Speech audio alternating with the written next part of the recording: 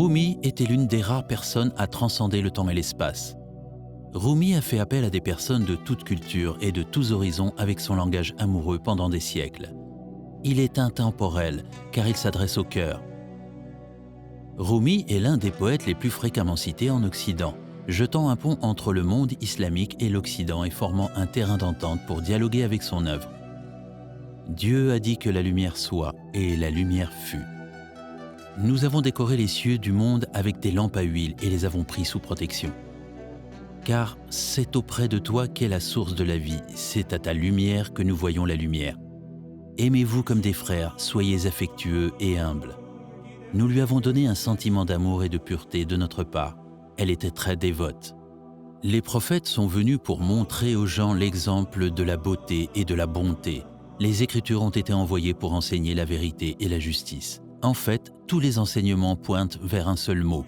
Ce mot est la source de toute beauté. Ce mot unique est amour. Il n'y a pas de mal dans un cœur d'amour.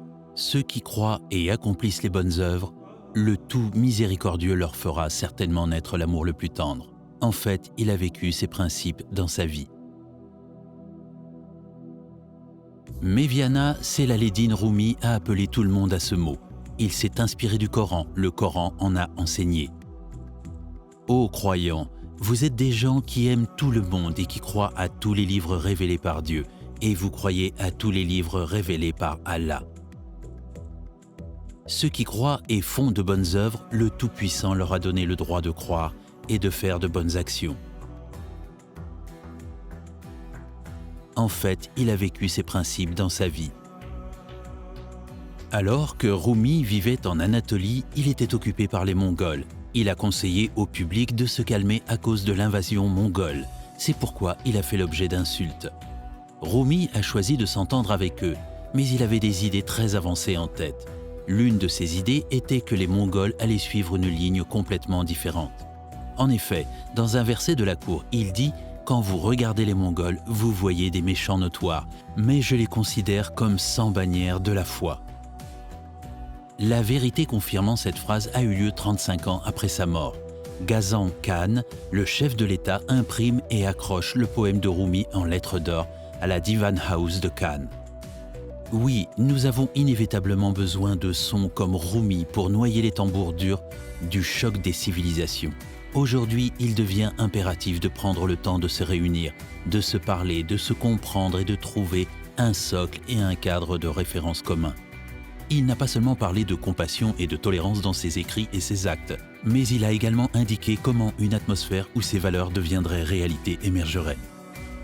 Rumi est né le 30 septembre 1207 dans la ville de Belz, dans une époque où toute l'Asie connaissait des problèmes sociaux, politiques et militaires.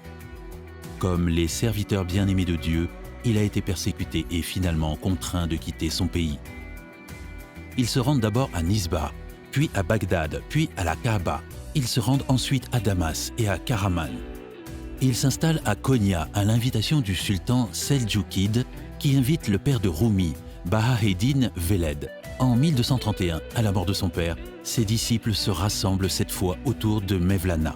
Après de nombreuses années, il a rencontré Shams Tabrizi, qui s'est rendu à Konya. C'est grâce à sa rencontre avec Shams qu'il a poursuivi son voyage spirituel et qu'il est devenu une personne connue pour sa profondeur spirituelle. Mevlana et Shams ont de longues conservations mystiques et deviennent des disciples l'un de l'autre. Les processus d'amélioration se poursuivent dans le domaine de l'érudition. Alors que les deux océans s'approchent l'un de l'autre, deux esprits talentueux et aiguisés se rencontrent pour atteindre l'apogée de la connaissance, de l'amour, de la compassion et de la joie. Cependant, au bout d'un certain temps, le public ne sera pas satisfait de la conversation de ces deux personnes et des rumeurs commenceront à circuler. Shams s'en va donc un soir sans avoir vu Mevlana. Mevlana est très contrarié. Il va s'isoler. En l'absence et la nostalgie de l'amical Shams, il écrit des poèmes mystiques. Tu es parti. La séparation me fait pleurer. Mon excitation qui grandit à chaque instant augmente mes larmes. Tu n'es pas parti seul, mes yeux aussi sont partis avec toi. Comment verser mes larmes alors que je n'ai plus Dieu ?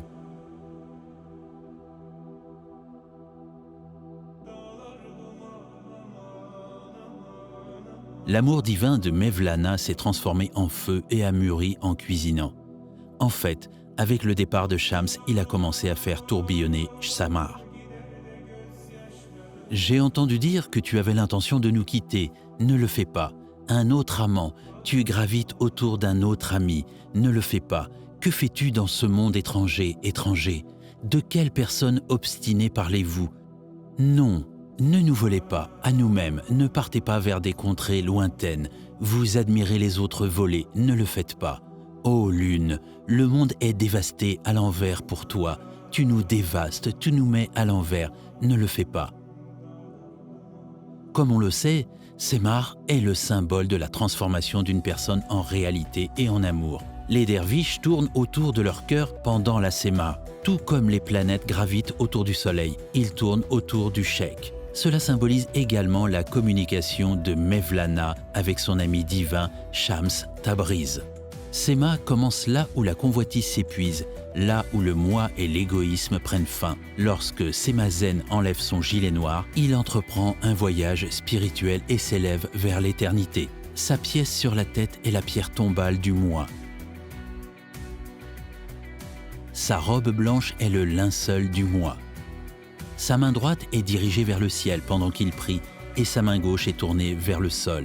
Cette position vise à partager l'amour qu'il reçoit de Dieu avec le public. C'est la façon dont il tourne autour du cœur de droite à gauche, embrassant tous les gens, toutes ses créations avec amour et l'amour de tout son cœur. La Sema est la méditation des émotions. C'est l'expression de l'amour divin et du respect pour Dieu. Le Sema est quelque chose de nouveau que Mevlana a découvert. Il s'agit d'une approche innovante pour atteindre Dieu. Il s'agit d'être un et de l'atteindre en ressentant Dieu inconsciemment pendant son retour. Rumi, symbole de tolérance et de compassion, a en quelque sorte jeté les bases de l'humanisme au XIIIe siècle. Rumi donne également la priorité à l'amour humain en décrivant l'amour et l'amant dans ses poèmes profonds. L'amour, c'est être ami, être uni, comprendre et faire preuve d'empathie. Nous ne plantons pas d'autres graines que l'amour sur cette terre. Nous ne plantons aucune autre graine dans ce champ immaculé. Les œuvres et les perspectives de Rumi ont inspiré de nombreux érudits, non seulement dans le monde musulman, mais aussi en Occident. Par exemple, Goethe s'est inspiré des poèmes de Mevlana traduits en allemand dans son œuvre East-West Divan. Rembrandt a peint 2 tableaux imaginaires de Mevlana. Dans les œuvres de Spinoza, Novalis, Hegel, Nietzsche, Dostoïevski, Gabriel Marcel, l'odeur de Mevlana, Jalaléddin et Rumi a été profondément ressentie. Lorsque Rumi disait « Venez, venez qui que vous soyez », certaines personnes se mettaient en colère et l'insultaient. Un jour, une personne a écrit « Vous embrassez même les mécréants, vous vous joignez à eux, vous dites « Venez », même aux pécheurs ». Mevlana a lu la lettre, s'est retourné, a écrit une réponse et l'a envoyée. Dans sa réponse, il dit simplement « Venez aussi, je vous ouvre mon cœur ». Il n'y a pas de communication plus forte entre les gens que l'amour. Il n'est pas possible pour une personne privée d'amour et de compassion de s'élever et de diriger spirituellement. Mevlana nous donne une philosophie qui rassemble toutes les informations et nous enseigne où aller de n'importe où. Mevlana a également souligné que la foi et la démocratie peuvent se compléter. Vivre ensemble dans une démocratie exige de se réconcilier avec les personnes qui ont une foi différente ou qui ne croient jamais en Dieu, a-t-il déclaré. En invitant l'humanité à aimer, il a ouvert son cœur à tous et a embrassé tout le monde. Et il a dit « Venez, venez qui que vous soyez, vagabonds, adorateurs, amoureux du départ, peu importe, notre caravane n'est pas celle du désespoir. Viens, même si tu as rompu tes vœux 1000 fois, viens encore, viens, viens. »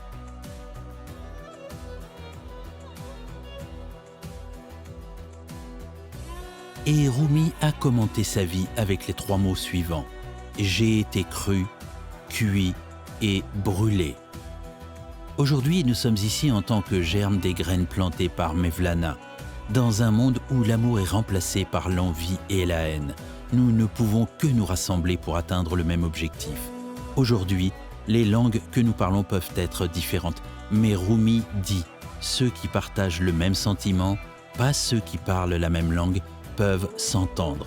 C'est pourquoi nous pouvons vous embrasser sincèrement du fond du cœur.